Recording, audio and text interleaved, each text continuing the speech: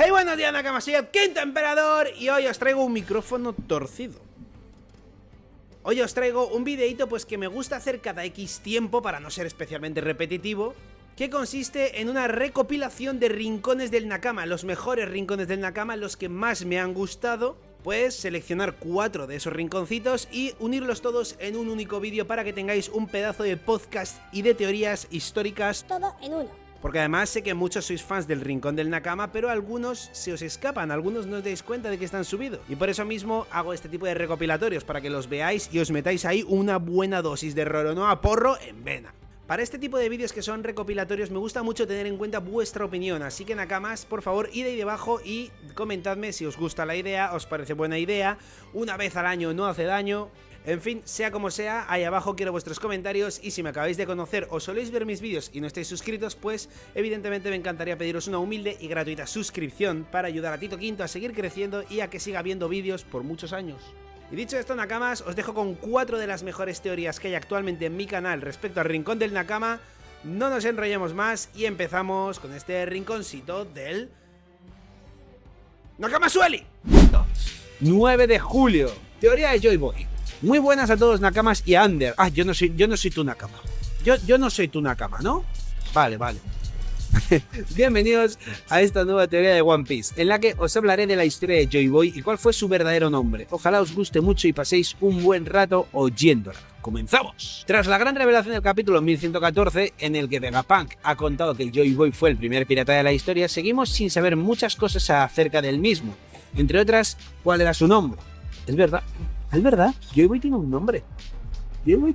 Tío. Para que la teoría quede bien cohesionada, a continuación expondré los elementos que he utilizado para fundamentar esta teoría. Diré cuál creo que era su nombre y luego trataré de contar en orden cronológico lo que considero que fue la historia o cuento de Joy Boy, ¿vale? Me gusta como una especie como de teoría general, una historieta, ¿no?, de Joy Boy, me mola. Por todo ello, primero haré una recapitulación de todo lo que se nos ha contado de él en One Piece hasta el momento. Joy Boy es el título de quien fue el primer pirata en surcar los mares, que peleaba como Nika, estirando su cuerpo, y quien dejó al menos una parte del gran tesoro del One Piece en la isla final del Grand Line, llamada Laugh Tale. Información que fue confirmada por Roger en el capítulo 967 que estáis viendo. Por su parte, el libro llamado La Enciclopedia de las Cosas que Nunca Existieron, del cual es muy probable que Oda se inspirara, contiene la leyenda de Joy Boy y narra lo siguiente. Esto me parece súper heavy, o sea, literalmente ha creado a un tío que tiene casi la misma postura, o sea, más o menos, entiéndase, ¿no?, el gestito, el tambor, por los tambores de la liberación. Joy Boy es un personaje antillano que personifica la necesidad humana de bailar, cantar y festejar. Es pariente del señor de los bailes que inspira a los festivales en los países más fríos. Y parece probable que llegara al Caribe en uno de los primeros cargamentos de esclavos del África Occidental. Joy Boy siempre sonríe entre las flaquezas y preocupaciones de la humanidad y cura todos los males haciendo sonar un ritmo irresistible en su tambor. Todo el que oye la música de Joy Boy siente deseos de cantar y bailar hasta haberse librado de sus penas. Esto es heavy, ¿eh? Esto es muy heavy, O sea, literalmente ha descrito a Luffy casi, quitando lo de que vienen unos cargamentos en los primeros cargamentos de esclavos de África y tal, quitando esa parte evidentemente. El concepto de personifica la necesidad humana de bailar, cantar y festejar, siempre sonríe ante flaquezas y preocupaciones de la humanidad, cura todos los males haciendo sonar un ritmo irresistible en su tambor. Todo el que oye la música de Joy Boy siente deseos de bailar y de cantar. Es muy Joy Boy, También sabemos, gracias al capítulo 628 y 649, que hace al menos unos 800 años los habitantes de la isla Yojin hicieron una promesa con Joy Boy y que él intentó hacer uso del barco de la promesa Noah con la ayuda de Poseidón, pero incumplió su promesa con la isla Yojin por razones desconocidas. Esta promesa quedó grabada en un poneglyph que, como dijo Robin, era una carta de disculpa. O sea, un poneglyph que literalmente no aporta nada, es solamente disculparse. Siguiendo la teoría del diluvio universal, vaya teoriote, te la marcaste, o sea, justo, mandaste la teoría, no sé al cuánto tiempo la leí yo y al mes se confirmó, tío. ¡Qué fuerte! Siguiendo la teoría del diluvio universal, en la que contaba los motivos por los que creía que el mundo de One Piece sufrió una gran inundación. En ella contaba que el propósito del barco Noah era para salvar y ayudar a la mayor cantidad de personas posibles de la destrucción que habría causado aquel cataclismo provocado por el hombre hace unos 900 u 800 años. En este mito judeocristiano, Noé, construyó una enorme arca para sobrevivir al diluvio, pero el secreto y la clave de esta teoría está en el significado de ese nombre, y es que Noah proviene del hebreo, en concreto de la palabra Nuak, que significa reposo o calma. El One Piece es el tesoro que Joy Boy dejó en Laugh Tale, pero lo que no muchos saben es que el término One Piece es a menudo acompañado de un pequeño texto que se traduce como el gran tesoro Hitotsunagi, que actúa como un descriptor separado y más tarde como texto base para One Piece en katakana. El significado exacto de Hitotsunagi aún no ha sido aclarado, habiendo 3 posibles lecturas, pero la que nos interesa es la que se podría leer como Hitotsunagi, pues Nagi significa calma en el mar, es decir, One Piece sería algo así como el gran tesoro de un mar en calma. Hostia, es que es una fumada y una locura increíble la de significados que se le podría sacar, que se le pueden sacar y que de hecho ya se le sacan al término One Piece, tío. Es por todo esto que, sabiendo que el One Piece es en parte el tesoro de Joy Boy, que además se puede interpretar como el tesoro de un mar en calma y que Noah significa calma, creo que Oda pudo hacer un juego de palabras y esconder que el One Piece es el tesoro del mar de Noah, el cual sería el nombre de Joy Boy, quien dejó su propio barco de la promesa para cumplir la promesa que hizo con la gente de la isla Yojin. ¡Ojo! O sea que se llamaría Noah, Joy Boy, según tú. Me parecería hasta poético que Oda hubiese jugado con nosotros mostrándonos el nombre de Joy Boy en el mismo arco en que su existencia no fue revelada sin ni siquiera nosotros saberlo. En conclusión, el nombre de Joy Boy creo que era Binks D. Noah. ¡Uy! Casi, yo dije que era Binks D. Ace. Por eso a su hijo se llama Ace, en honor al primer Joy Boy. Pero luego se descubrió que la espada de Roger se llamaba Ace y que tiraba más por ahí, seguramente. Y además en el capítulo 1119 se nos ha revelado que el nombre del gigante de hierro, quien está relacionado con Joy Boy de alguna manera, también tiene un nombre, Emeth, que es de origen hebreo. Joy Boy sería su apodo, como sombrero de paja para Luffy o el pelirrojo para Shanks. Respecto al orden cronológico de la vida de Joy Boy, hay que comentar lo que dijo Clover en el capítulo 395.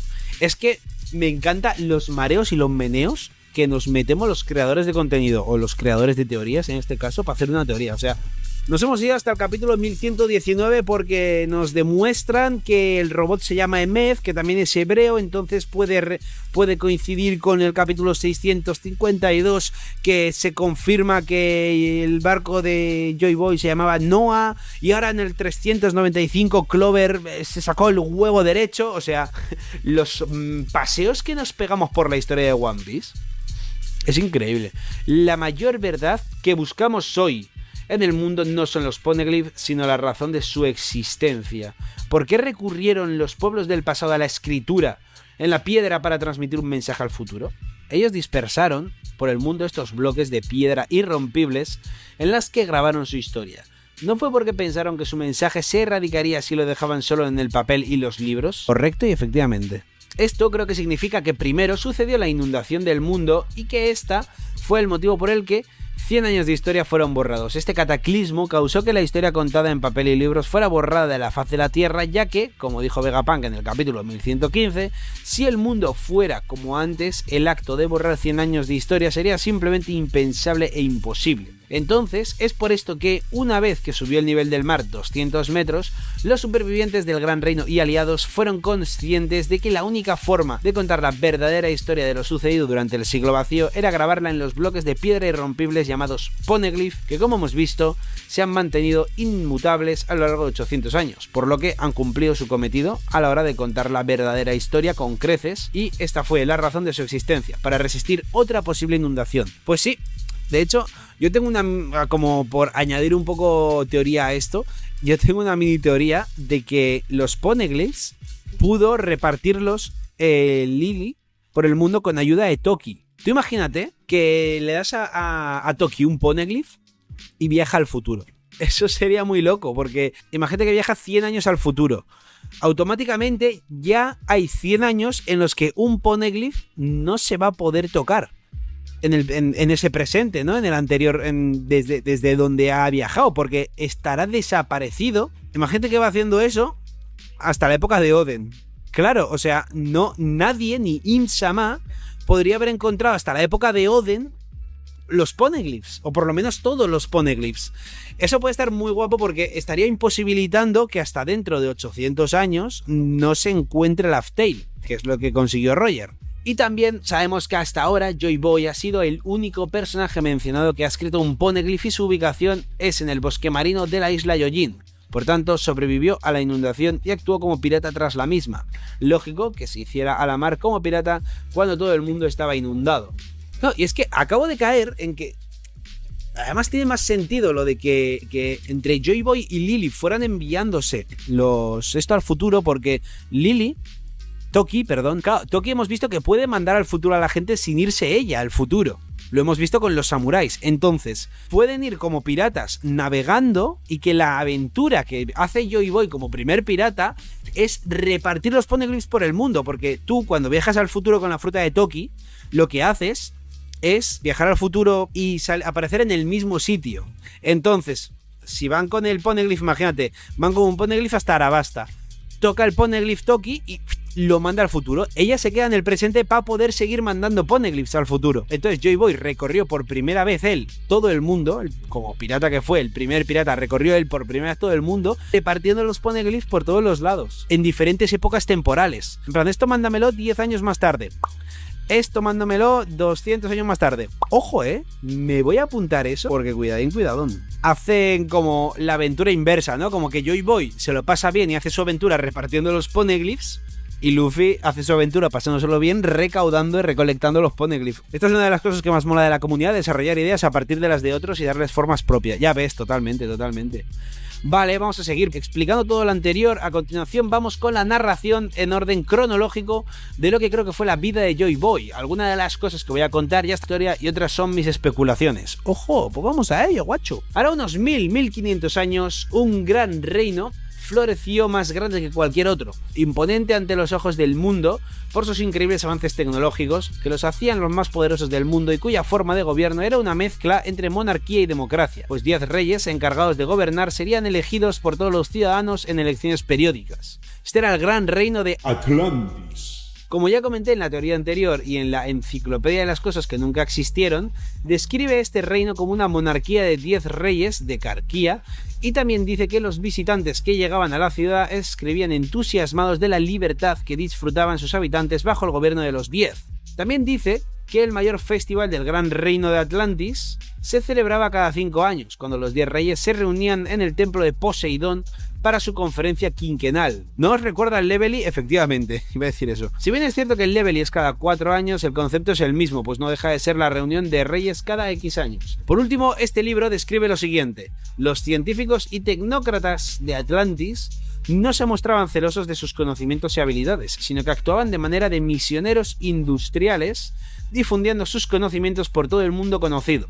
Esto sería lo que considero que hizo la gente del Gran Reino. Navegaron con sus barcos por todo el mundo difundiendo en los continentes a los que viajaban sus descubrimientos y enseñanzas, y entre todas ellas mostraron a la gente de las civilizaciones menos avanzadas unas frutas que les daban poderes, por lo que se les atribuyó el apodo de los soñadores o dreamers. Efectivamente, ahí está la D. El cual sería el significado de la D, como comenté en una teoría anterior. El hecho de que los atlantes navegaran e influenciaran al mundo fue lo que propició que el cambio del calendario Tenreki del cielo al calendario Kaienreki, calendario del mar, hace 1524 años. Pues en estos años la navegación en el mundo adquirió una grandísima importancia. Y lo que explica aquí Miguel, que me gusta mucho, la verdad, es pues como los del reino antiguo, los de la antigua civilización, básicamente, que son los atlantes, ¿no? Los que vivían en el Atlantis que menciona, pues fueron como repartiendo y esparciendo su conocimiento por el mundo y ayudando a la gente sin ningún tipo de celo. O sea, que era literalmente gente purísimamente buena. En ese mismo reino, hace unos 900, 850 años, nacería Joy Boy, el protagonista del siglo vacío, sin saber la importancia que iba a tomar para el devenir de lo que sucedería en dicho siglo vacío. Años más tarde, Una alianza de 20 monarquías celosas y temerosas de ese enorme reino y de su peligrosa ideología, pues la expansión de las ideas democráticas a sus reinos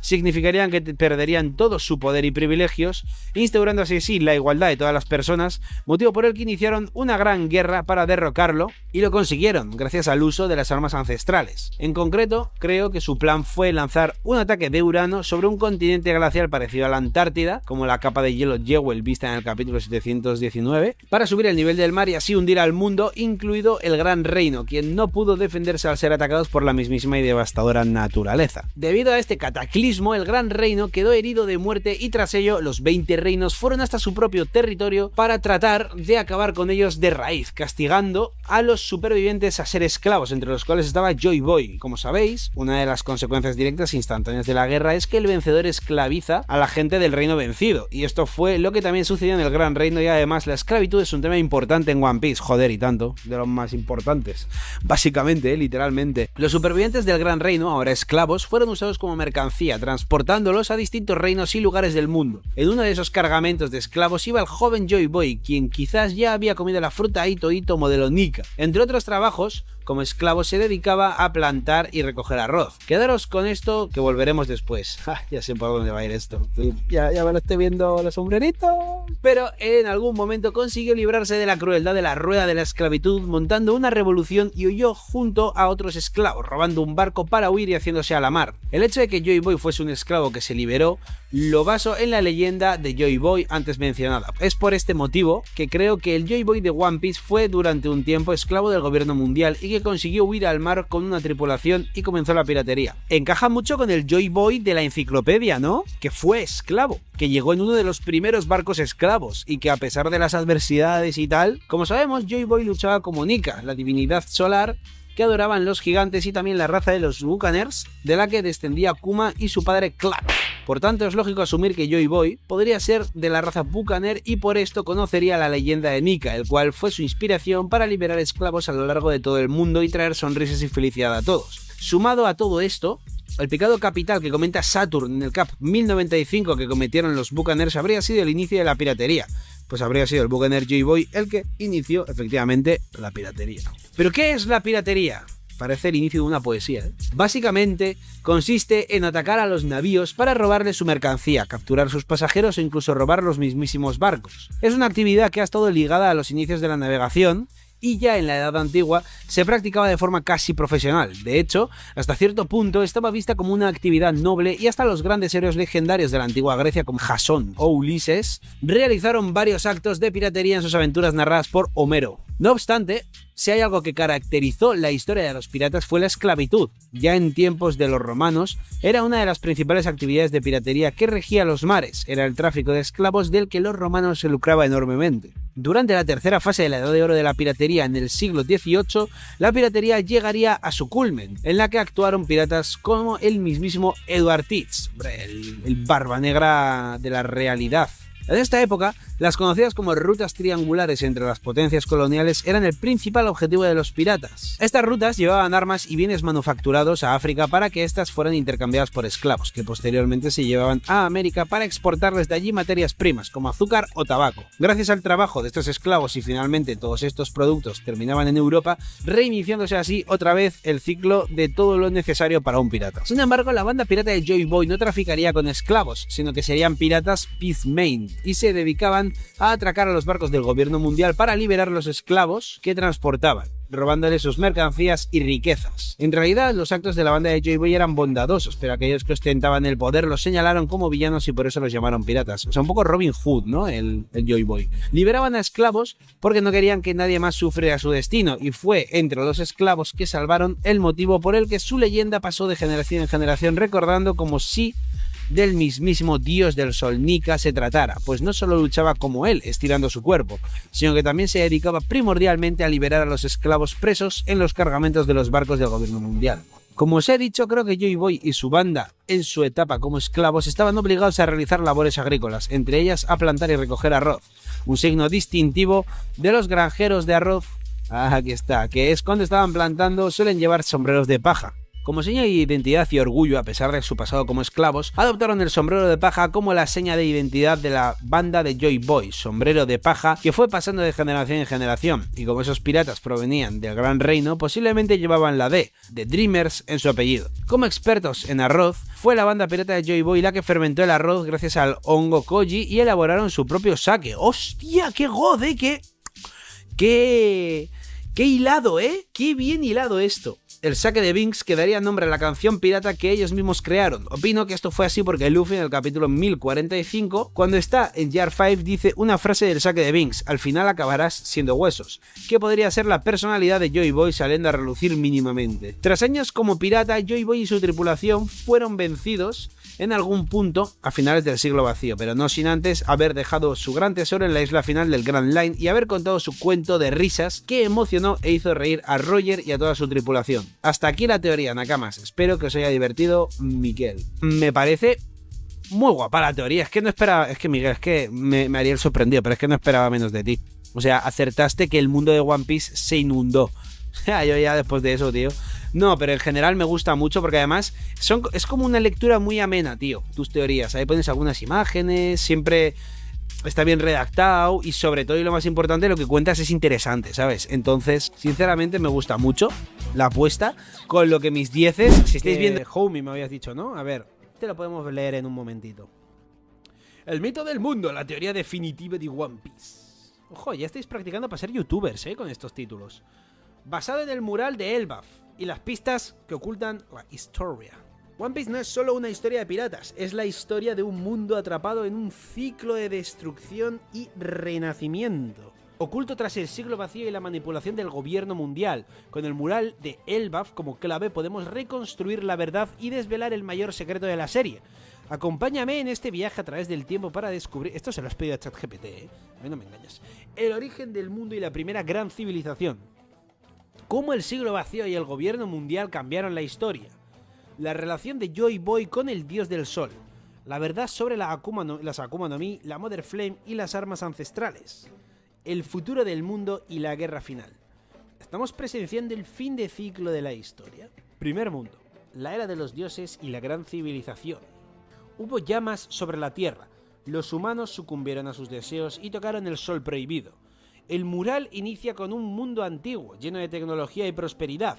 En su parte derecha se ven estructuras avanzadas y figuras que parecen estar ofreciendo algo a un rey o gobernante. Esto encaja con la idea de un gran reino, una civilización altamente avanzada. Lo compro, de hecho esto también lo comenté yo en mi teoría y bueno, yo creo que esto es otra de las cosas, de las pocas cosas en las que la comunidad más o menos estamos de acuerdo, ¿no? Y hay como consenso de pensar esto, que es que incluso antes del siglo vacío, que es lo que parece ser el primer mundo, había tecnología ya avanzadilla con eso, sobre todo porque se ven, aparte de los edificios, que eso, bueno, al final sí que se puede crear una estructura de edificio y que sea un mundo bastante primigenio. Sin embargo, los engranajes, eso ya no dan a pensar lo mismo. Los engranajes ya cambian cositas. Hipótesis. El Gran Reino y su poder prohibido. Este acto de abuso del poder es análogo al pecado original de Adán y Eva en las religiones abrahámicas, donde el deseo humano de alcanzar el conocimiento prohibido llegó a la caída del Edén. Ah, bueno, el comer la manzana, claro. El Gran Reino no era solo un país, sino una civilización global avanzada. Utilizaban la Mother Flame o una fuente de energía oculta que les daba un poder inmenso. Me gusta que tenga como los emoticonillos ahí al lado, en plan... Ameniza mucho la lectura, Parece que no, pero yo que soy como un niño de segundo de la ESO, mola. La tecnología del siglo vacío, mencionada por Vegapunk, pertenecía a este reino. La tecnología del siglo vacío. O sea, pertenecía a un reino que estaba de antes del siglo vacío, Este poder prohibido pudo haber creado o alterado el Red Line, cambiando el equilibrio del mundo. El pecado original y la caída del reino. El pueblo hizo un deseo. La civilización antigua abusó de un poder divino. Este poder, posiblemente la Mother Flame, provocó un cataclismo. ¡Y hace ¡pum! Digo, ¡ay, ya está aquí la guerra! En el mural, el dios de la tierra aparece furioso, luchando contra una serpiente de fuego. Hipótesis. El Red Line como castigo divino. Los 19 reyes y la conexión con Im. Los 19 reyes que le entregan algo a Im podrían ser la razón por la que sigue vivo tanto tiempo, uniendo las piezas del rompecabezas sobre la inmortalidad y el dominio de la Mother Flame. Hombre, a ver, lo de la inmortalidad de Im ya parece más que un hecho, ¿no? Yo creo que va más bien por la OP no Mi, más que por cositas de la Mother Flame. Pero sí que es verdad que igual, una de las cosas por las que Im, aparte de por no morir, no, evidentemente, quiere ser inmortal, es para poder seguir utilizando la Mother Flame. Y tal vez es que, como comenté yo en mi teoría, ¿no? Que al final, claro, poder extraer la energía de la Mother Flame realmente es algo que requiere de mucho conocimiento. Y tal vez desde el siglo vacío no ha aparecido nadie hasta ahora, que está Vegapunk aquí, que haya sido capaz de extraer la Mother Flame. La conexión con Jormungandr, ojo, la serpiente de la mitología nórdica, y la serpiente que rodea el mundo. La Red Line puede ser una representación de Jormungandr, la serpiente en la mitología nórdica que rodea el mundo, similar a los titanes que formaban las murallas de Shingeki no Kyojin. Eso me ha recordado. Eso es lo que quería comentar, que no sé si lo he llegado a comentar antes, de este panel, que esto es muy Shingeki no Kyojin, ¿no? Porque parece como efectivamente la serpiente, bueno, varias serpientes, que están como dentro de algo aplastadas, ¿no? Y podría ser la Red Line, podría ser que, o con un árbol ancestral, o el dios de la tierra, o el propio Im, o adivina tú qué, metió a la serpiente dentro de la puta Red Line, tío. Si la civilización usó el poder de la Mother Flame en el mundo actual, podría haberse revelado. Las armas ancestrales fueron creadas para contrarrestar este desastre. El diluvio. Los mitos abrahámicos sobre el arca de Noé y el diluvio se reflejan en el mural. Este es el mismo diluvio que se menciona en muchas religiones, lo que sugiere que el arca de Noé en One Piece podría estar conectado con la Mother Flame. Es verdad que se ve lluvia, creo que arriba a la izquierda, aquí no está el panel. Aquí, fijaos, la lluvia aquí arriba. Que en los coloreos no está. Y yo creo que esta lluvia puede tener cierta importancia. No es de gran protagonismo la lluvia, pero ahí está, ¿eh? El cataclismo dividió el mundo y hundió grandes porciones de tierra. El resultado, la civilización antigua es destruida, los supervivientes se fragmentan y el conocimiento se pierde. Segundo mundo, la guerra entre los dioses y los hombres. En el vacío sopló un aliento y el dios del bosque envió demonios. El conflicto entre las dos lunas. Tras la caída del primer mundo surge un conflicto entre dos facciones. Los habitantes de la media luna, los Di, y los habitantes de la luna llena, posibles ancestros de los Tenrubitos o Lunarians. Bueno, es verdad que los Tenrubitos tienen ese casco que podría ser o un buzo o algo a lo Buzz Lightyear, ¿no? Y que también podrían ser los habitantes de la luna, ¿eh? Los de la luna llena. También podría ser, ¿eh? Las Akuma no Mi, los demonios del bosque. Vale, esto, fijaos, esto es... Yo creo que la mayoría de la gente está en este barco y yo en este caso sí que estoy en contra de la gente. Yo creo que los demonios son el Gorosei, tío. Que creó al Gorosei ahí y el dios del bosque, quien envía a los demonios, es Im. Esto puede referirse a la creación de las Akuma no Mi, nacidas de los deseos de la humanidad. Vegapunk sugiere que estas frutas contienen los sueños de la gente, encajando con la idea de que fueron creadas para reconstruir el mundo. También es verdad que si por alguna razón Im tiene la capacidad, el poder de crear poderes, un poco rollo un All for One, ¿no? Tendría cierto sentido que hubiera podido llegar a proclamarse rey, ¿no? Porque realmente Im podía convertir los deseos de la gente en una realidad. Lo que pasa es que es como algo demasiado bonito para un enemigo tan malvado como Im, ¿no? Hipótesis, las Akuma no Mi nacieron como arma de guerra. El gran reino pudo haber creado las Akuma no Mi para compensar la destrucción de su civilización. Cada fruta representaría una habilidad diseñada para reconstruir el mundo o luchar contra los invasores. Con el tiempo, las Akuma no Mi se volvieron incontrolables y dieron origen a nuevos conflictos. Los dioses elementales y el orden del mundo. Los dioses caminaron sobre la tierra y tomaron distintos nombres. One Piece nos presenta 4 dioses elementales: dios del bosque, árbol de Adam y fuente de la vida. ¿Vale? Dios del mar, Poseidón y el All Blue, el mar unificado. Dios de la tierra, el equilibrio natural del planeta.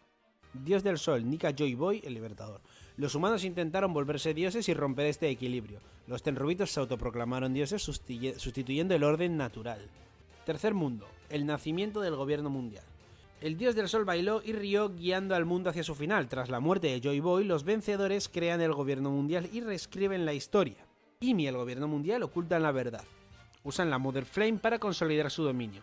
Se prohíbe el estudio de los poneglyphs, y esto es pues, prácticamente todo verdad y ya canónico casi. Hipótesis, el final de One Piece y el nuevo amanecer. Luffy es la reencarnación simbólica de Joy Boy y traerá la verdadera libertad. El One Piece podría ser el conocimiento perdido del gran reino. Esto es lo que comenté yo en mi teoría que subí como hace 4 o 5 años al canal de YouTube, que está ahí puesto como primer vídeo. Pero también es verdad que cada vez creo menos que es esto. Cada vez voy creando... Ahora mismo lo que creo es que es un artefacto para devolver el sol al mundo, tío. O el propio sol, con la polla. Pero yo creo que es más un artefacto para devolver el sol al mundo. Y por eso Vegapunk menciona que quien consiga el One Piece tendrá el destino del mundo en sus manos. La destrucción del Red Line unirá a todos los mares recreando el mundo original. Eso puede ser. Conclusión. El ciclo y destrucción y renacimiento. La historia de One Piece sigue un ciclo de destrucción y renacimiento. Un reino poderoso nace. Este reino abusa de su poder. Una gran guerra lo destruye. Un nuevo orden borra la verdad. El ciclo vuelve a empezar. Pero esta vez algo es diferente. Luffy y sus aliados pueden romper el ciclo y traer el verdadero amanecer del mundo. El final de One Piece está más cerca que nunca. Y de hecho Nico Robin, citando una frase que no sé quién la dijo, pero realmente alguien en el mundo real la dijo, pero que en One Piece se atribuye a Robin, dijo que quien no conoce la historia está condenado a repetirla. Y efectivamente parece ser que sí que es un poco bucle el mundo, ¿no? Quien conoce la verdad y la historia no la repite. Y esto es el siglo vacío. ¿Ves? El Nakama, aparte de crear su esto, además nos redacta el siglo vacío, chavales. O sea, este hombre está cerca de ser una leyenda histórica, chavales.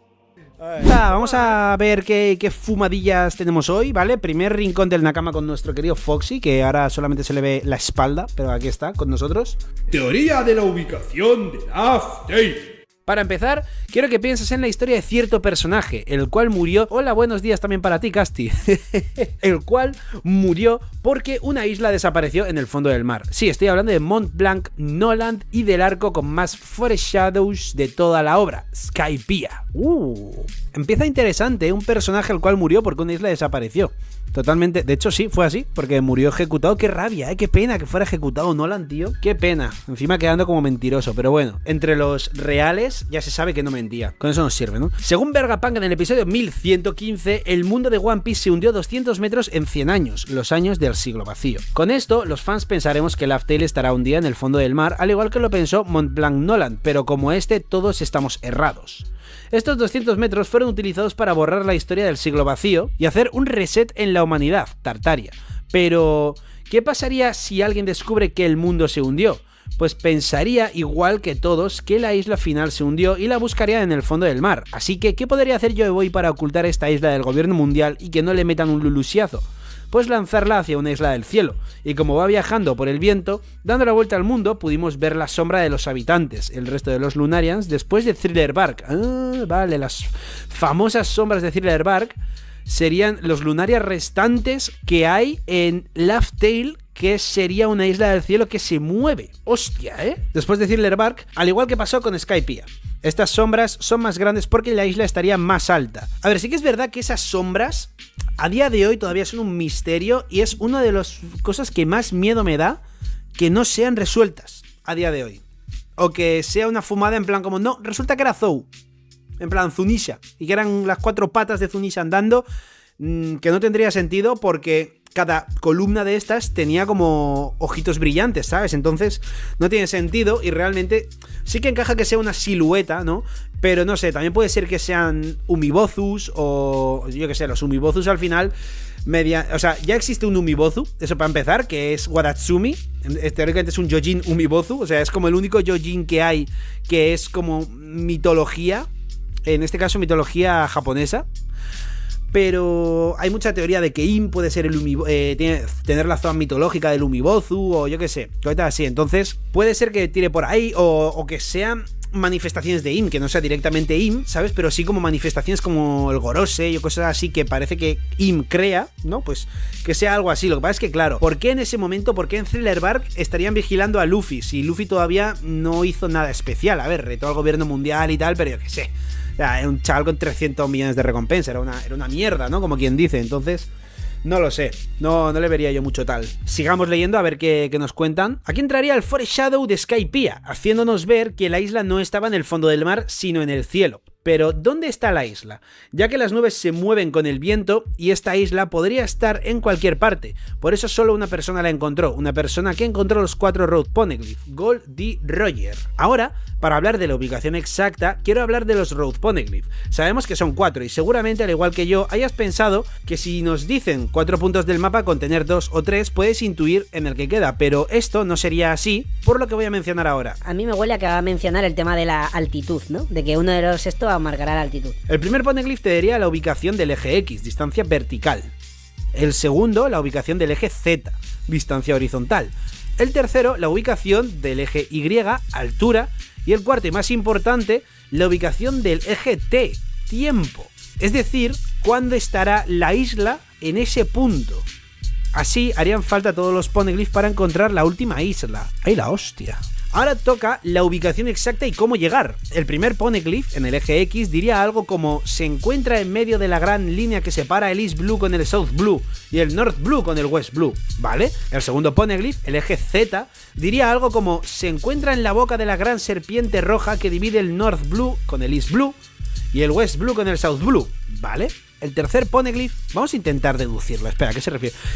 A ver, el eje X diría, se encuentra en medio de la gran línea que separa East Blue y South Blue, ¿vale? Vamos a sacar el mapa, ¿vale? O sea, digamos que como por aquí.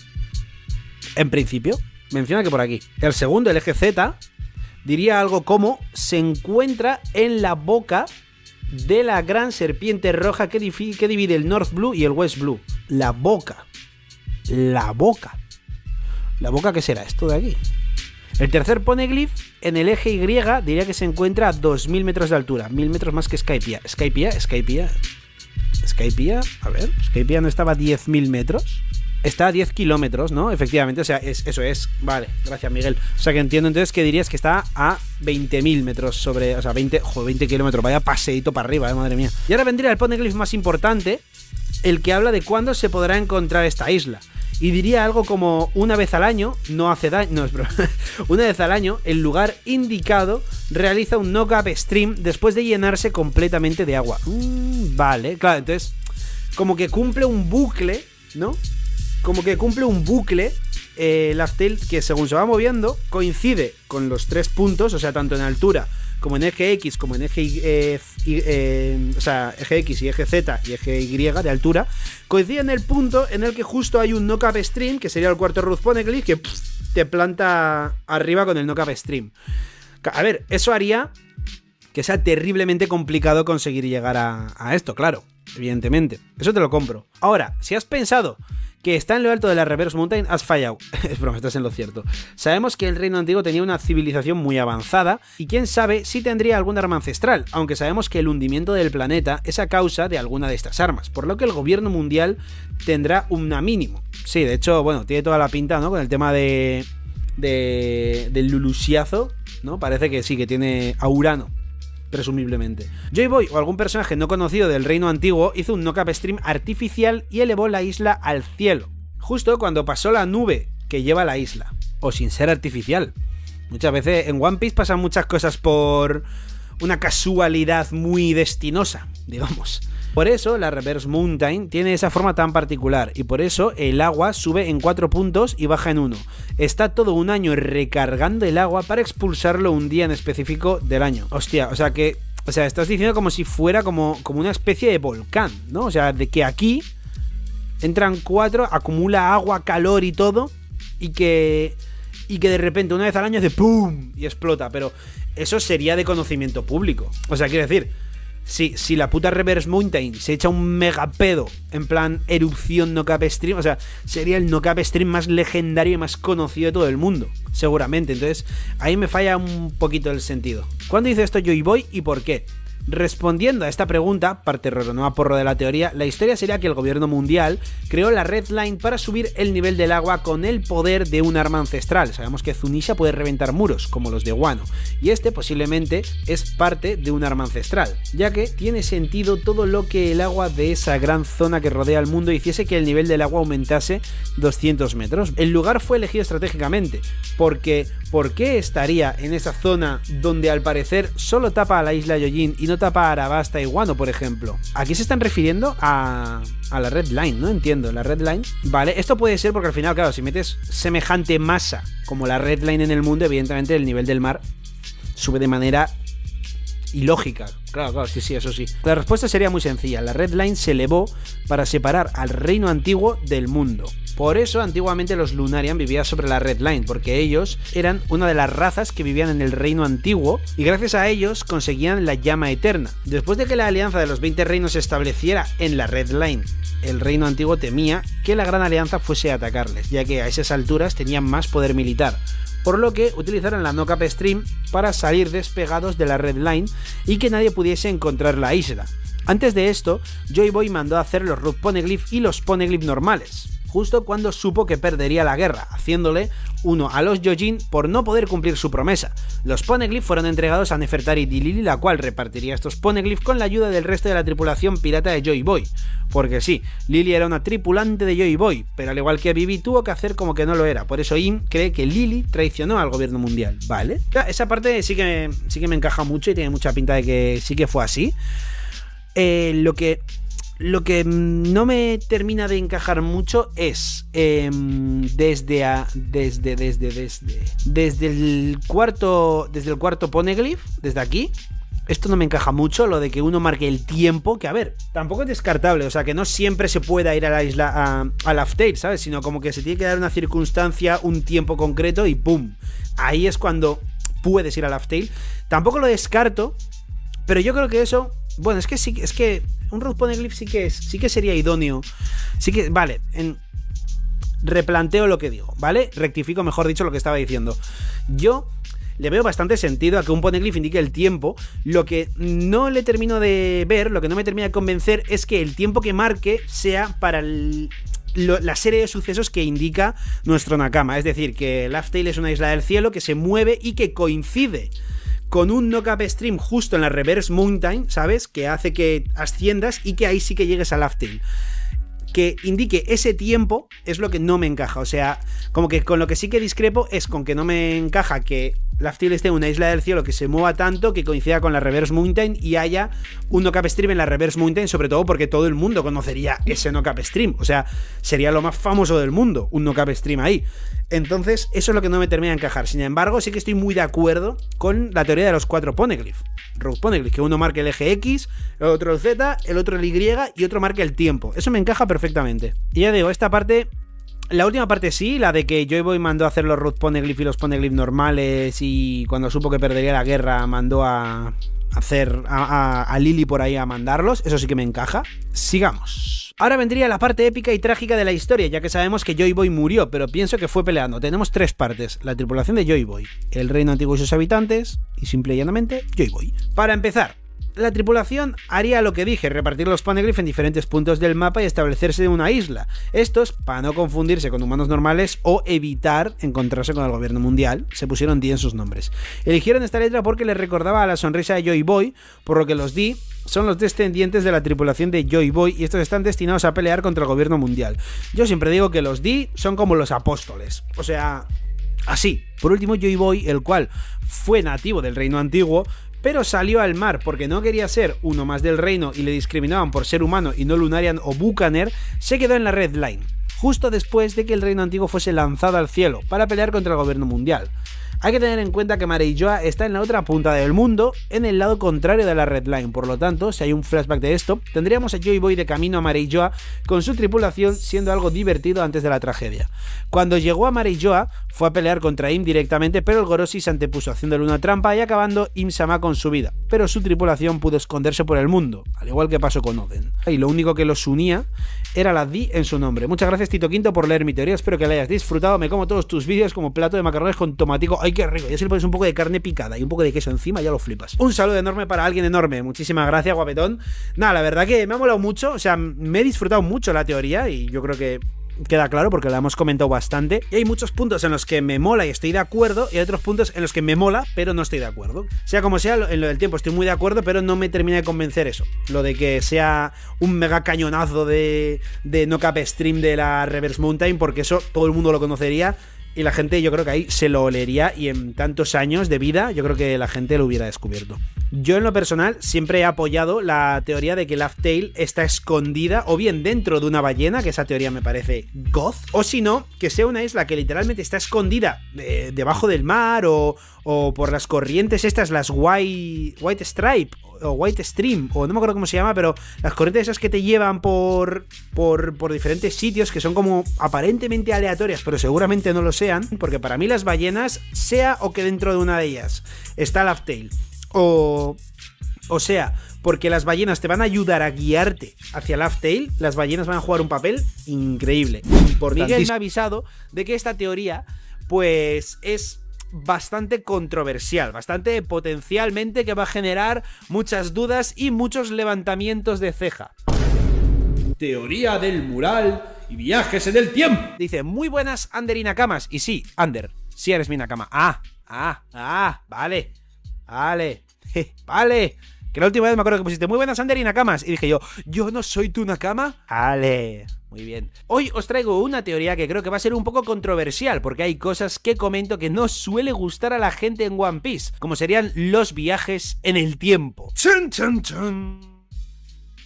Cuidado, empieza chungo esto, ¿eh?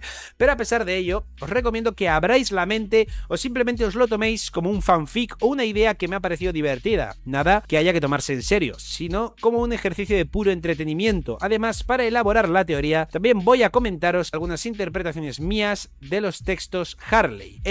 Curioso e importante, bueno, curioso no, importante sí, recordaros que las teorías, a ver, cuanto más se acerquen a ser posibles, pues más molan, evidentemente. Sin embargo, hay teorías que, con el simple hecho de que estén bien fundamentadas y te rompan la mente, aunque no sean probables, eso ya merece la pena leerlo al final, ¿no? O sea, una teoría mola cuando estás disfrutando leyéndola, está bien enganchada, bien argumentada, te encaja cosas con ejemplos y demás. Eso mola mucho. Entonces, bueno, a ver, a pesar de que hasta yo mismo veo improbable esta teoría, mientras la voy escribiendo, he de decir que Oda ya nos ha sorprendido anteriormente con sucesos que si alguien las hubiera teorizado con anterioridad a su aparición en el manga los habríamos tildado de locos, como sería la transformación del Jar 5 o el poder de la Toki Toki no Mi para viajar al futuro que vemos que tenía Toki, correcto ser, efectivamente. O sea, nadie en One Piece antes de Wano daba €1 por poder viajar al futuro o porque Luffy no tenía la Gomu Gomu. Y así fue. A lo largo del manga, Oda nos ha mostrado cómo el mundo de One Piece es uno de ciencia y fantasía. Ejemplo de ello sería la explicación del factor linaje, la creación de las frutas del diablo, en mi opinión, la propia Mother Flame y otros ejemplos más mostrados durante el arco de Head. A continuación os voy a narrar la línea cronológica del mundo de One Piece según hechos confirmados e interpretaciones mías. Gracias al capítulo 1139 se nos ha revelado la existencia de 3 periodos históricos diferentes, dividido por mundos, lo que ha hecho que echemos la vista atrás a sucesos históricos importantes que ocurrieron mucho antes del siglo vacío. Esta división de la historia me ha recordado a cómo Tolkien lo hacía en su rico Legendarium, pues el lore de su historia está dividido en edades, y de hecho el Señor de los Anillos transcurre durante la tercera edad, como One Piece que transcurre durante el tercer mundo. ¡Hostia! Y es que me vais a matar, no he visto el Señor de los Anillos.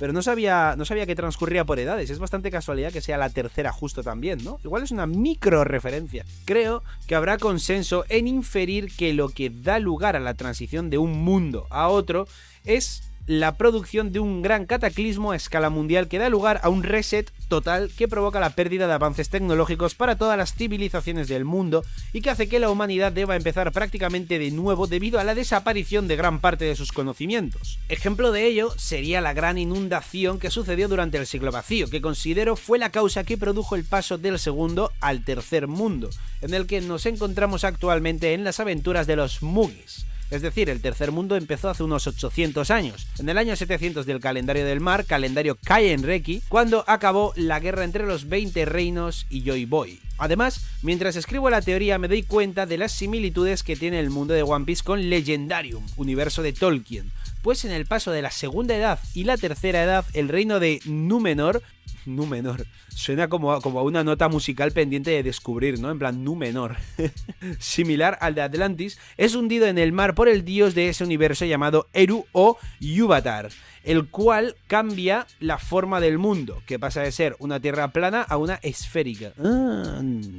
Bien, Pues comentando la transición entre el segundo y el tercer mundo, creo que ha sucedido lo mismo con el paso del primer al segundo mundo. Creo que en estos tiempos el mundo se sumió en un cataclismo. Eso yo creo que estoy casi seguro de que sí. Bueno, de hecho es que lo dice ¿no? Que trajeron la destrucción del mundo entre la serpiente infernal y el dios de la tierra, como que envolvieron el mundo en llamas. Vamos a analizar el primer mundo y para ello primero interpretaré los textos de los Harley y luego acudiremos al mural. Traducción oficial Viz. Traducido por mí al español. Viz es la que suele traducir para los tomos de habla inglesa y normalmente suele ser una traducción bastante correcta y acertada. Y de hecho es preferible leer esa traducción que leer la de español directamente o cualquier otra traducción. Viz es la más fiable. Primer mundo. Dentro de la Tierra había fuego. Se puede referir al origen o formación del planeta o algo relacionado con el núcleo de la Tierra. La humanidad sucumbió a la codicia y tocó el sol prohibido. Se me ocurren varias posibilidades. Una es que la humanidad explotó masivamente los recursos naturales llevando al planeta a su límite, lo que podría ser una crítica o lo que sucede en la actualidad en nuestro mundo por la obtención de recursos. Sí que parece un poco eso, ¿no? Como que el primer mundo da un poco la sensación de que es un guiño a la sociedad actual del mundo real, ¿no? O sea, como el sobreexplotar recursos, esa imagen que se ve en el mural de la industria, así como con polución y los esclavos y no sé, la verdad que sí que parece un poquito guiño a eso, ¿no? Y dentro de la Tierra había fuego. Yo cada día estoy más cerca de pensar que simplemente había volcanes y que tenía mucha erupción y magma y a raíz de eso nació la Red Line.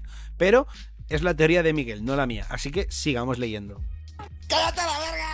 Otra hipótesis es que los humanos aprovecharon la energía geotérmica, pero por su codicia forzaron el núcleo terrestre, que sería el sol prohibido, y lo desestabilizaron haciendo que el núcleo se detuviese. Esto lo digo porque parece ser que hay personas bajando hacia las profundidades de la Tierra y vuelven a la superficie con orbes luminosos que podrían representar una forma de energía. La última idea es que la humanidad alcanzó la energía de fisión nuclear. Nuclear. Y con ella crearon bombas atómicas, lo que acabó iniciando una guerra mundial que acabó con un apocalipsis nuclear. La palabra es nuclear. Espérate, que al final va a ser un presagio de este mundo, ya verás, ¿eh? En todas estas hipótesis considero que las civilizaciones del primer mundo alcanzaron una tecnología futurista mucho más avanzada que la de Egghead y durante este tiempo se creó una máquina del tiempo. Empieza la controversia. Los esclavos rezaron y el dios del sol apareció. A esto volveremos más adelante en la teoría. Es importante remarcar que el dios del sol es la única deidad que está entre comillas en la versión original en japonés. Esto sí que es importante, ¿vale, Nakamas? Y es que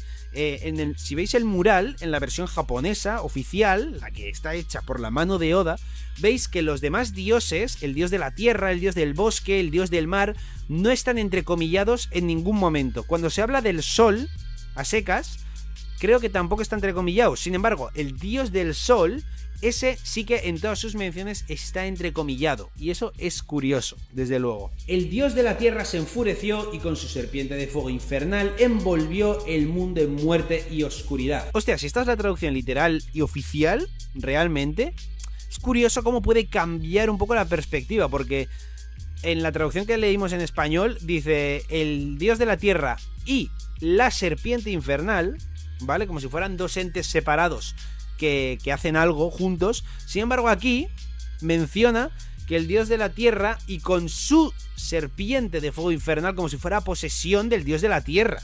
Cuidado, cuidado con eso. Respecto a esta frase, creo que el mito utiliza deidades para explicar fenómenos naturales. Este uso es muy común en las mitologías de nuestra historia, como sería en la griega, egipcia, etc. Los rayos eran causados por Zeus, los terremotos eran obra de Poseidón cuando chocaba con su tridente, o el paso del sol era Helios cabalgando el cielo en su carruaje. En la egipcia, la transición entre noche y día se explicaba con el mito de que Apophis, una serpiente gigantesca e inmortal, atacaba el barco del dios del sol Ra para evitar que el sol volviera a salir, pero aún así Ra salía victorioso y un nuevo amanecer llegaba. Hostia, qué guapo, ¿no? Ese concepto, o sea, esa explicación mitológica, ¿no? Que tenían los egipcios cara al anochecer y al amanecer, ¿no? Mola, porque además es como que Ra, que es el bueno, entiendo, ¿no? En la historia, siempre ganaba. También te digo, qué paciencia Ra con la puta serpiente, día sí, día también peleándose con ella, ¿eh? Madre mía, ¿llegará un día en el que no gane? Otro ejemplo serían las 10 plagas de Egipto, a las que se les ha encontrado explicación científica a la mayoría de ellas. Hostia, qué curioso, esto yo en algún momento me lo voy a leer o lo voy a preguntar a ChatGPT, a ver que me lo cuente, porque suena interesante. El dios de la Tierra serían los desastres naturales que provocó la desestabilización del núcleo terrestre, desde erupciones volcánicas, terremotos, etc. Respecto a la serpiente de fuego infernal, creo que es la Red Line, algo parecido a lo que dijo en el Cap 129 Dorri. Correcto, Nakamas, no 1129, sino 129, hace más de 1000 capítulos, concretamente. Una serpiente de sangre roja es lo único que no podemos cortar, menciona ahí Dorri, que pues, tiene toda la pinta de que efectivamente es la Red Line, ¿no? Quizás la descripción de fuego infernal se refiere a su color rojizo y que durante su formación surgieron erupciones volcánicas, y las X que tiene podría representar la X que marca la Reverse Mountain y la X que forma la Red Line y la Grand Line cuando se cruzan. Si hubiera habido un apocalipsis nuclear, el invierno nuclear es un fenómeno que provocarían las cenizas y el polvo resultantes de una eventual sucesión de explosiones nucleares. Todas esas partículas se depositarían en la atmósfera, provocando una cúpula opaca que cubriría, en el peor de los casos, toda la extensión del planeta y que dificultaría el paso de los rayos del sol, lo que explicaría la frase de engulló al mundo con muerte y oscuridad. Hostia, mola porque es como una explicación muy científica, ¿no? Que muchas veces Oda no se ata tanto a la ciencia de manera tan literal, pero que realmente, quiero decir, o sea, si esto fuera un texto del mundo real, podría ser sin ningún problema. O sea, estaría todo bastante bien explicado científicamente. Y nunca volverán a encontrarse. Es con lo que termina el primer Harley. En relación con el mural, me parece importante remarcar que en el primer mundo solo parecen existir humanos y no el resto de las tribus que hemos visto. Ya, es verdad, ¿eh? No hay alusión a ningún tipo de... O sea, está este de aquí...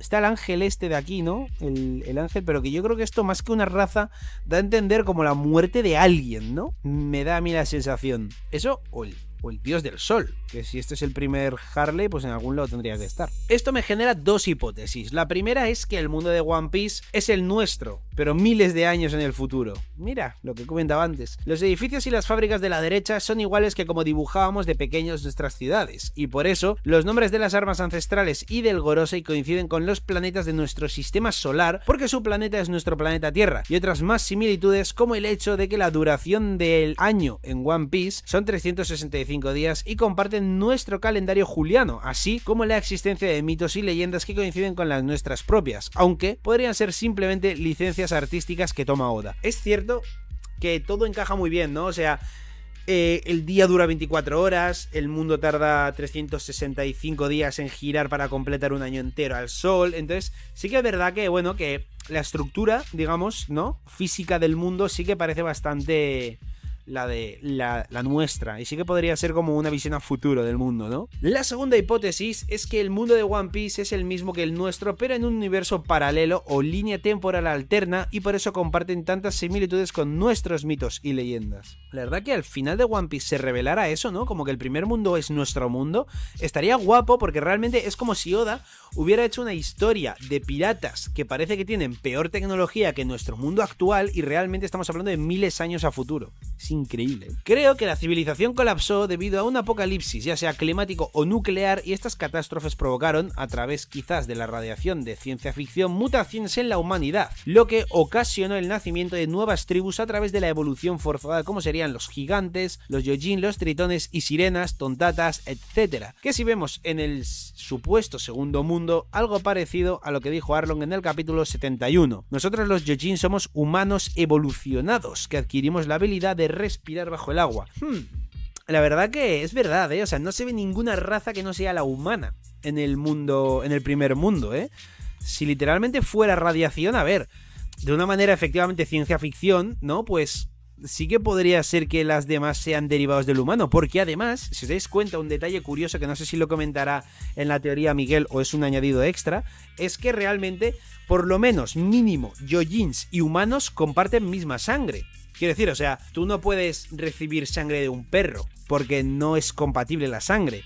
Sin embargo, entre humanos sí, aunque seamos, yo que sé, O negativo, B positivo, RH no sé qué, ¿vale? Independientemente del tipo concreto de sangre, en One Piece, todas las tribus, es decir, que de hecho, mira, justo lo que dice Miguel en el chat, no mencionan razas en ningún momento, mencionan tribus. Tribus de los 3 ojos, de los brazos largos, del cuello largo, los Gyojin, los Mink. Todos, entre ellos, parece ser que pueden compartir la sangre, como vimos con Jinbe, que donó sangre a Luffy, porque son del mismo tipo de sangre, en plan, yo que sé, B negativo, por ejemplo, ¿no? Entonces, eso sí que puede ser porque sean humanos evolucionados efectivamente, como aquí menciona el propio Arlong. Es curioso ese tema. Aparte, pueden reproducirse entre ellos también. Quiero decir, por ejemplo, mira Scopper Gavan, que es humano, con Ripley, que es una gigante, y salen los Buccaneer de ahí. O Big Mom, que ha tenido 200.000 hijos con 30.000 razas. Sigamos. En conclusión, el primer mundo sucedería hace miles o decenas de miles de años, y este cataclismo dio paso al segundo mundo. Ergo... ¡Segundo mundo! En relación con el segundo mundo, creo que hay consenso en que narra los eventos ocurridos desde la recuperación por los humanos de la civilización tras el primer cataclismo hasta el siglo vacío. Una vez más, el dios del bosque enviando a los demonios es algo metafórico y se refiere a la creación de las frutas del diablo. Su creación fue considerada por el dios del bosque porque las frutas vienen de árboles, arbustos, vides, etc. Por eso, consideraron que las creó el dios del bosque y su uso por Im, Gorosei, etc. dejaron su terror plasmado en los recuerdos de los supervivientes, motivos por el que recibieron el adjetivo de frutas del diablo. Vale, yo sigo pensando a día de hoy, esta es una de las opciones que se tantea a la gente, ¿no? Que el dios del bosque es un árbol, ¿no? Y envió demonios, es que envió a Akuma no Mis. Yo sigo apostando porque el dios del bosque es Im y que envió a demonios es que creó al Gorosei. O sea, yo creo que el Gorosei no tiene Akuma no Mis, sino que tiene poderes dados por Im. Y que Im realmente es algo más turbio que un humano, o sea, casi un demonio, digamos, ¿no? Pero aquí menciona a nuestro Nakama esa posibilidad, ¿vale? Que Akuma no Mis, y de ahí pues Im, Gorosei las obtienen y son tan diabólicos, tan feos, tan demoníacos, ¿no? Que la gente los tildó como frutas del diablo, porque son frutas que eran de diablos. Luego el ataque del dios del mar creo que se refiere a la inundación que asoló al mundo durante el siglo vacío y el sol artificial que consiguió el gran reino, como comenté en la teoría de que creo que es el One Piece. Fue el motivo por el que los 20 reinos empezaron la guerra, y por ello la frase de el sol propagó la guerra por todas partes. Sí, yo creo que es eso también, ¿no? Estoy de acuerdo, el motivo principal de la guerra fue el sol, sobre todo por conseguir esa energía, ¿no? Que de hecho hay algún capítulo cuando recién se conoce a Vegapunk en el que Vegapunk explica, más que Vegapunk creo que es Jinbe quien lo explica, pero hablando con Vegapunk también, de que uno de los grandes motivos de las guerras durante toda la historia ha sido los recursos para conseguir energía. Así que mira, y Vegapunk dice, correcto, si consiguiera energía infinita se acabarían las guerras, así que puede ser que tiene por aquí. Una vez más, los dioses son usados para explicar fenómenos que la gente de aquel entonces no fue capaz de comprender tras el segundo reset. Aquellos de la media luna y la luna llena soñaron. Son los Di y los Lunaria, y dice que soñaron porque, como ya comenté, la Di significa Dream, siendo el clan de los Dreamers. En eso estoy, vamos, totalmente de acuerdo en todo el párrafo. Por último, el segundo mundo quizá empeñó en el año... Uy, empeñó, ¿por qué he leído empeño? Por último, en el segundo mundo quizá empezó en el año 0 calendario Kaienreki y finalizó en el año 700, que marcó el final del siglo vacío, a partir del cual comenzó el tercer mundo en el que están los Mugis. Para ubicaros un poquito, ¿vale?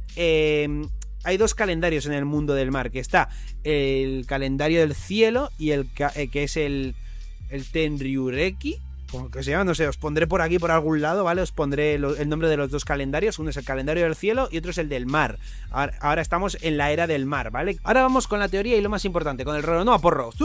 ¡Mi momento favorito! ¡Vamos a ello! Hasta donde sabemos, lo más lejano que podemos datar la existencia de las frutas del diablo es al siglo vacío gracias a Kozuki Toki y la Ito Ito no Mi, modelo dios del sol Nika. Toki, quien tenía la habilidad de viajar al futuro gracias a su posible Toki Toki no Mi, viajó al futuro desde algo antes del año 700 hasta el 1494 del calendario del mar. No obstante, Toki dice en el capítulo 920 que tiene el poder Toki Toki e indica que la humanidad solo puede viajar al futuro y que ella viajó en el futuro hasta que llegó a su destino final. ¿Por qué sabía que tenía que viajar 800 años al futuro?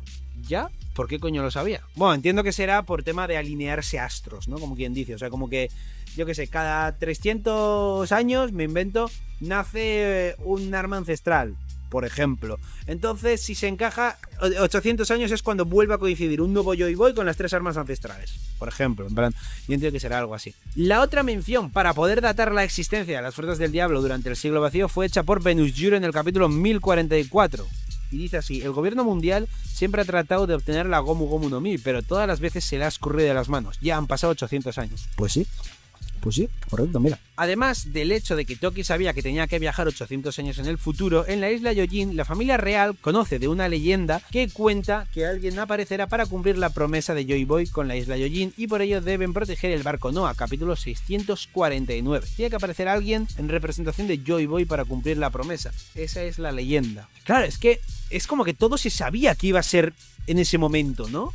Y de hecho esto, Roger se enteró de todo esto, porque Roger, 1, se rió, y 2, Rayleigh explicó a Luffy que ellos llegaron demasiado pronto. Efectivamente, llegaron demasiado pronto porque llegaron, pues nada, 40 añitos antes o 20 añitos antes. Oda puede explicar el conocimiento de estos sucesos futuros por parte de la gente que vivió durante el siglo vacío de manera mágica, como serían las premoniciones de Madame Charlie o a través de ciencia ficción. Se me ha ocurrido la idea de que el Gran Reino desarrolló una tecnología que les permitiría predecir futuros y por eso sabían que en 800 años llegarían a Luffy. Por eso en la isla Yojin hay una leyenda de que vendría alguien para cumplir la promesa de Joy Boy. ¿Vale? Yo de momento creo más que es eso, ¿no? O sea, como el atar sucesos de manera como en ciclos, ¿no? Y que todos los ciclos coincidían 800 años, es decir, en la época de ahora. Pero vamos a seguir leyendo. Lo dicho puede ser que al final solo sea magia, pero hay algo que predice los eventos que acontecerán al futuro, y de ser tecnología es una muy futurista de ciencia ficción. Esto tendría todo el sentido porque Vegapunk, quien es considerado que está 500 años por delante del resto del mundo en logros científicos, se considera muy inferior a la tecnología del Gran Reino a pesar de su inteligencia. Como les dije antes, dicho reino era muy desarrollado, aun para la ciencia de nuestro tiempo. Por ejemplo, durante esa guerra, que duró un siglo, las armas usadas eran tan avanzadas que ni siquiera con la ayuda científica moderna se podrían replicar. Tales avances tecnológicos no podría igualarlos ni un genio como yo. Ojo a eso. ¿Por qué el Gran Reino estaba tan avanzado tecnológicamente respecto del resto del mundo? Creo que se debía a que el Gran Reino fue la única civilización que de alguna manera consiguió sobrevivir y mantenerse casi intacta al apocalipsis nuclear climático que, creo, dio paso del primer al segundo mundo, es decir, que eran cucarachas. Esta asunción implicaría que durante el primer mundo la humanidad tuvo una tecnología igual o más avanzada que la del Gran Reino, y creo que fue en este primer periodo en el que en algún punto consiguieron construir una máquina del tiempo. Bueno, ahí va. Se viene, ¿eh? Es por esto que creo que Luffy viajará al pasado y sus actos serán la causa de la creación del mito del dios del sol Nika. Es decir, está diciendo nuestro Nakama que el Nika del primer mundo es Luffy. Vamos a ello. Sé que el tema de los viajes en el tiempo es algo difícil de llevar y que mucha gente no le gustará, pero con los límites que voy a poner, creo que no habrá inconsistencias ni bucles temporales. Se viene a estrujar el cerebro, Nakamas, prepárense, ¿vale? ¿Estáis listos? Yo no. Además, con la presentación del Abyss, hemos visto un concepto parecido de la teletransportación / invocación. El Abyss, o el Abyss, o yo que sé cómo coño se pronuncia, es el abismo, que es lo que mencionan en el capítulo 1140, si no me equivoco, o 1141, sobre cómo es la manera como de teletransportarse que tienen los Kami no Kishidan y el Gorosei, parece ser.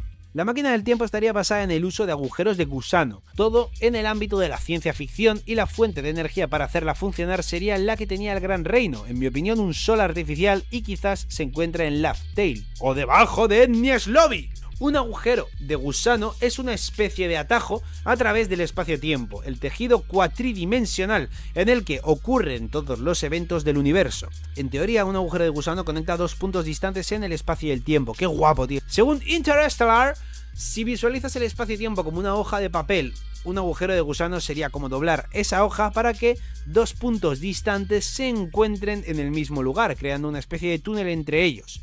La máquina del tiempo de agujero de gusano hace que no se pueda viajar al pasado más allá del momento en el que se creó la máquina. Es decir, lo más lejos que se podría viajar sería al primer mundo. Claro, qué bien pensado, claro. Entonces, según la teoría del agujero de gusano, efectivamente, si la máquina se crea en el primer mundo, es ahí hasta donde se puede viajar. Otro límite sería la aplicación del principio de autoconsistencia de Novikov. se viene. Este principio establece que si alguien viaja al pasado, esa persona no puede cambiar el curso de la historia de manera que creen una inconsistencia temporal. Es decir, cualquier acción realizada por un viajero en el tiempo, en el pasado, ya debe estar integrada en la línea temporal tal como ocurrió, de modo que no pueda alterar eventos clave o generar paradojas. Vale, o sea, esto sería lo que tendría que haber aplicado Matt Groening, el creador de Los Simpson, cuando Homer viaja al pasado, que mata a un mosquito y cambia todo el futuro. Entiendo que eso, con la teoría del Novikov, no hubiera pasado. ¿No os parece raro que los poderes de Nika de estirar el cuerpo y la llamada Toon Force estén relacionados con el sol? Si lo pensáis, no tienen nada que ver una cosa con la otra, por lo que creo que primero es la aparición de Nika y luego su asimilación a una deidad solar y no al revés. La persona que estira su cuerpo precede a la idea de su vinculación con el dios del sol. La idea que se me ha ocurrido es que durante el tercer mundo, es decir, en la actualidad de la historia quizá... ¡Nakamas! ¡Estamos de vuelta! Desde mi casa ha sido todas las luces de todos los lados han hecho ¡boom! Las pantallas con toda la luz que me está dando en la cara, el foco, no sé qué, ¡pum! Todo abajo. Y digo yo, sí, hombre. Para mí ha sido que se me caía la casa encima. La idea que se me ha ocurrido es que durante el tercer mundo, es decir, la actualidad de la historia, quizás Luffy viaje por su propia voluntad o por accidente, solo o acompañado de los Mugis. En este momento ha hecho... y se ha ido la luz. ¿Os imagináis que se va ahora en el mismo momento? O sea, sería... ya me río, ya digo que hay un espíritu por aquí. Con la máquina del tiempo mencionada al pasado, al periodo temporal del primer mundo.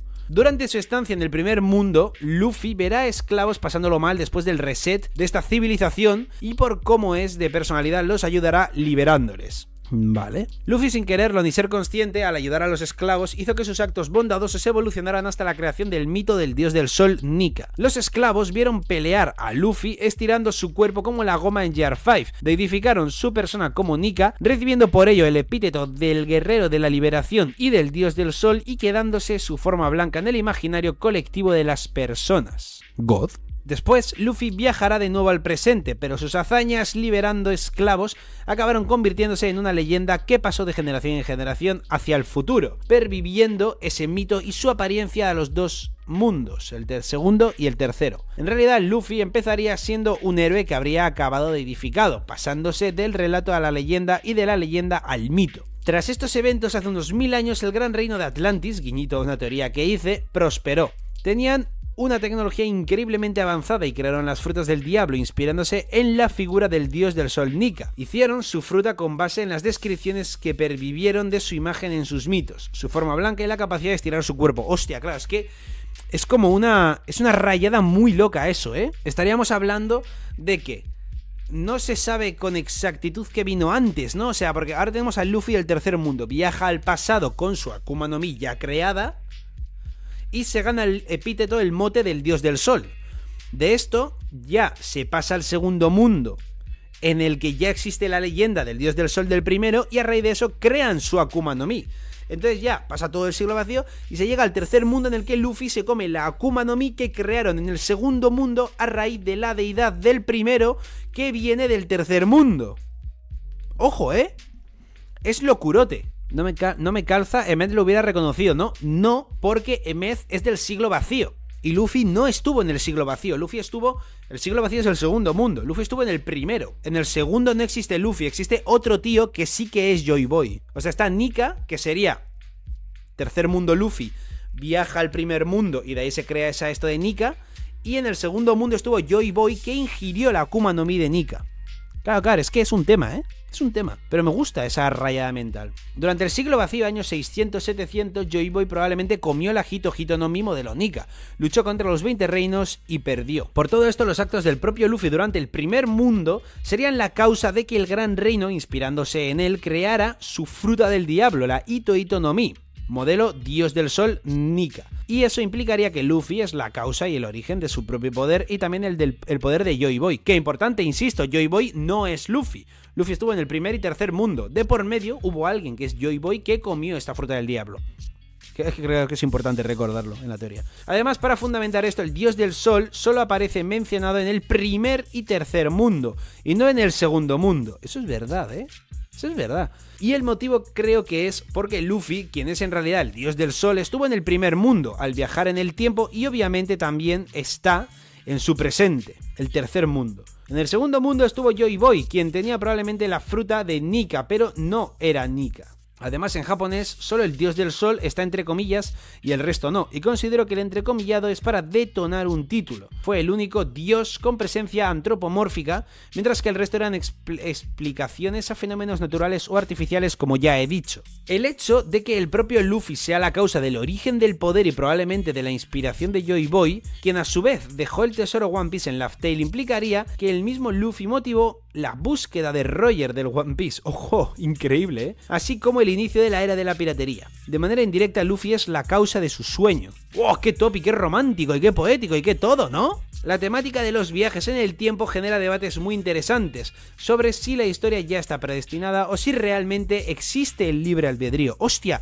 Claro, esto generaría un debate muy loco con la libertad de Luffy. ¿Creéis que Luffy viajando en el tiempo por su propia voluntad es la causa de la creación de su propio destino y por tanto es totalmente libre? ¿O en verdad Luffy, siendo la causa de su fruta, está predestinado a cumplir su destino tanto en el pasado como en el presente? ¿Vosotros qué creéis? Y aquí la famosa frase de este hombre: ¿es un sueño o su destino? Es que claro, es que teóricamente un destino es como lo contrario a la libertad, ¿no? O sea, tú, si estás destinado a algo, es como que hagas lo que hagas, va a acabar ahí. Y eso hace que no seas libre de tal manera porque no puedes como decidir tu destino. Pero coño, si se crea este bucle, digamos, ¿no? Realmente Luffy viaja al pasado, igual es su sueño y todo, ¿eh? No creo, pero igual es su sueño. Si viaja al pasado, está como generando una imagen de ese Nika, que es el propio Luffy, que con el paso de los años se endiosa, Akuma no Mi, Ito no Mi modelo Nika, Goldie Roger rey de los piratas, Joy Boy no sé qué, la motivación de Luffy, pum, y cae en Luffy, y efectivamente todo su sueño, o sea, todo el proceso ha sido creado por el propio Luffy, para que Luffy salga a crear ese proceso, ¿no? Es que claro, las rayas del tiempo son una movida muy loca, pero tiene su sentido y me gusta, porque realmente estaría como destinado a esto, pero es un destino que él mismo ha creado, entonces es libre, o sea, es una fumada. Pero me mola. Hasta aquí la teoría, Nakamas. Ojalá hayáis pasado un buen rato y os haya entretenido. Un abrazo, Miguel. Un abrazo, Miguel, y muchas gracias por compartir tu teoría. También te digo, se podría haber ido la luz al terminar la teoría. En plan, muchas gracias, Miguel. Y se va la luz. La teoría a mí me gusta. Claro, probable. ¿Qué es probable en One Piece? ¿Y cuánto la movida de viajar en el tiempo al pasado y no sé qué es probable? Claro, o sea, es muy poco probable en realidad la teoría, porque está tocando una posibilidad entre 1.000.000, ¿no? Como diría Doctor Strange. Entonces, claro, es difícil que pase, pero me he disfrutado mucho la teoría. Creía que iba a ser mucho más porro y mucho menos sentido de la que tiene. Al final, bueno, aquí está que si el principio de autoconsistencia de Novikov, que si los agujeros de gusano. Es que incluso nos explicas un poco movidas temporales que se han ido haciendo con teorías y con principios y normas y demás, que no sé, me parece que me mola mucho, la verdad. Así que he de decir que efectivamente me ha gustado mucho la teoría. Seguramente vaya a Rincón del Nakama, así que Nakama de YouTube, si estás viendo esto, pues dale ahí abajo al botoncito de suscripción, hombre, que en esto consiste el canal de Tito Quinto. Bueno, y en más cosas. Yo también hago teorías, no solo leo teorías. Pero bueno, lo he dicho, Miguel, que me mola mucho la teoría, así que nada, muchas gracias por todo, Nakamas.